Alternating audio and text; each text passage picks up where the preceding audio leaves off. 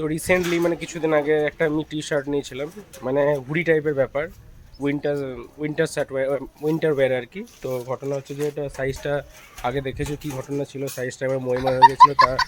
সেটা আমি কদিন ওয়েট করছিলাম যে আমার সাইজে যদি এক্সচেঞ্জ দেয় তাহলে নেবো আর কি।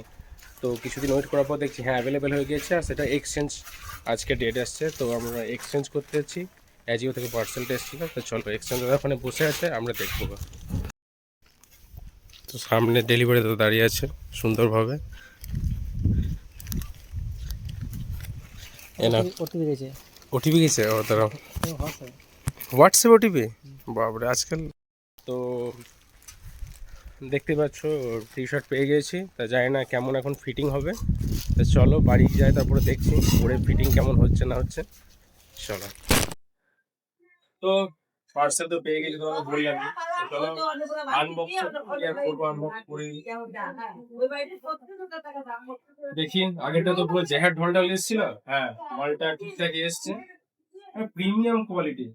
জ্যাকেট ব্যাপার একবারে।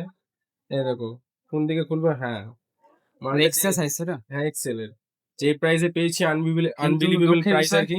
এখন এটা পড়া হবে না। এখন এটা পড়া হবে না, কিন্তু যাই হোক গরম হয়ে যাবো। শীতে পরবো। জিনিসটা দেখো কেমন লাগছে, ওয়াও। এটা হতে পারে ঠিক লাগছে না, এটা বড় লাগছে এইরকম, ওখানে ঢল এটা ওখানে ধরলে বটে পারফেক্ট।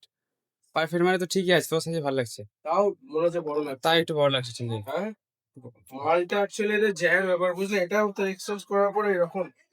এইটা আবার বডি ঠিক আছে, হাত দুটো হাতটা একটু খাটিয়ে নিতে হবে, দেখা যাক। তাই না? চলো এতটাই যা দেখলে এইটাই, চলো আবার দেখা হচ্ছে।